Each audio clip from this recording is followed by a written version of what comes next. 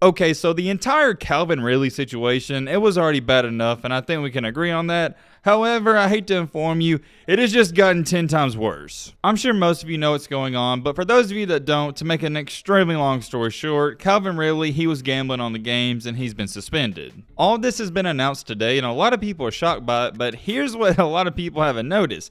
They're not just suspending him for 1 year, that's the minimum. It could be longer. I think most people watching this, you understand the basic information about this story, but there's been some more details come out recently. One of the main questions that everybody has is how is he placing these bets and where is he placing these bets? According to the sources, he was placing these bets from Florida on a gambling app that goes by the name of Hard Rock Sportsbook. Sometimes in life, I really question how smart people are because if he wanted to bet on games, I just don't understand why he would do it under his name. And he did do it under his name. The only reason the NFL found out about it is because the people who operate Hard Rock Sportsbook, they saw Ridley's name in it and they was like, what in the crap is this? So they reported it to the NFL. If you are curious as to why they snitched on him or whatever, it's because they have a compliance thing with the NFL where if they see something fishy, they have to report it. Or they don't have to. Let me put it in a better way. They're supposed to. Before we go any farther, I just can't believe Calvin Ridley was betting under his name.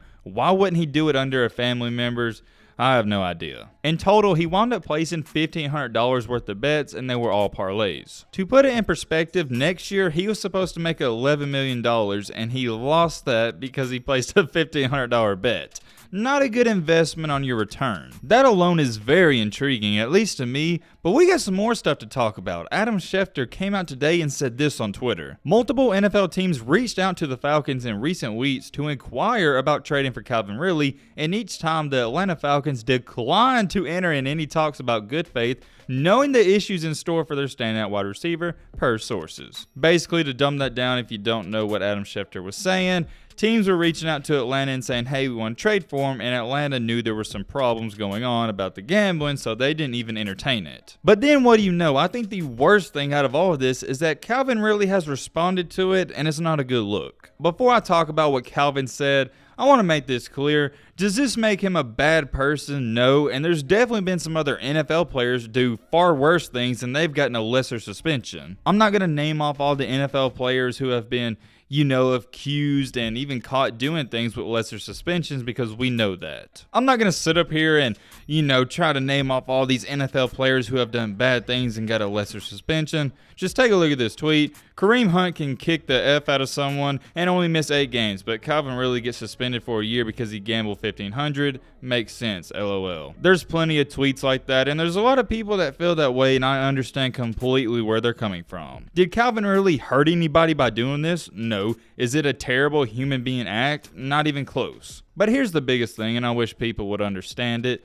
Sports betting, if you are a player in the major leagues, NFL, or NBA, that is one of the worst things you could ever do. I've said it in my recent video, and most of you should know this, but the NFL, Major League Baseball, NBA, they are big on protecting their integrity and legacy by not letting players bet on games because it is a bad look. So to prevent that and try to stop it from happening, I'm not saying it doesn't happen because I'm sure it does behind the scenes, but to stop it from happening whenever they do catch somebody, the consequences are going to be severe. I love Calvin Ridley and I do think it is a harsh punishment, but I think it's a good one because it's going to send a message across the league to show these guys, hey, we're not playing around. If you want to gamble and we catch you, you're going to be out of a job for at least a year. I like the suspension because it sends a message. I don't really like the entire season.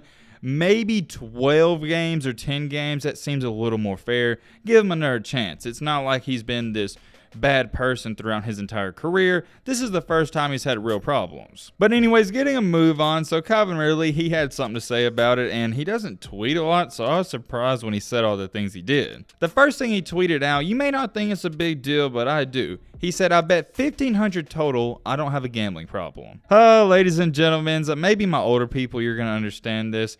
But one of the first signs and one of the biggest things somebody who has an addiction says is, I don't have an addiction. Do I think he has a gambling problem? I don't know, and you don't know either. None of us know him personally. All I'm saying is, one of the biggest things that people who are addicted to anything say is, oh, I don't have a problem. It's the same thing with people who smoke. I'm sure you've been around somebody that smokes and you tell them to quit and they say, oh, I can quit when I want to and I don't have a problem, when in reality they do. That right there is why you don't tweet out anything in the first place. But to take it a step even farther, if this somehow, some way goes to the court system, they're going to pull those tweets up. Maybe if you wouldn't have tweeted that out, you could have got away with and say, oh, my mom, dad, or brother, they placed that bet, but now you can't even do that. Trust me, an NFL player has a lot of money and they can get the best lawyer out there to finagle the system and get him out of a mess like this, but when you go on Twitter and admit to the crime, you're not getting out of it. After that tweet, he put out another one saying, I couldn't even watch football at that point. Okay. After that one, he put out a different one saying, just gonna be more healthy when I come back. I was looking at these tweets live when he was putting them out there, and I just continue to say to myself,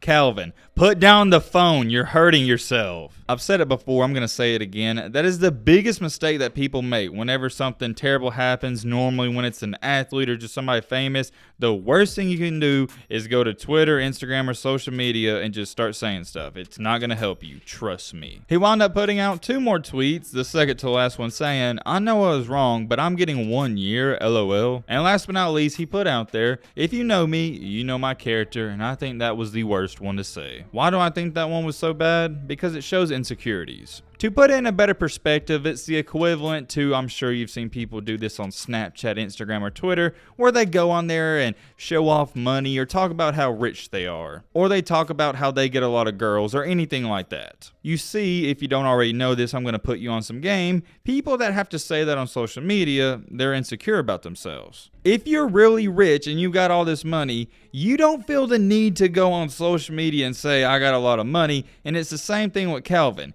If you know you're a good person, you shouldn't have to go on social media to say I'm a good person. Let me know how you feel about it in the comment section, but you know what these tweets told me?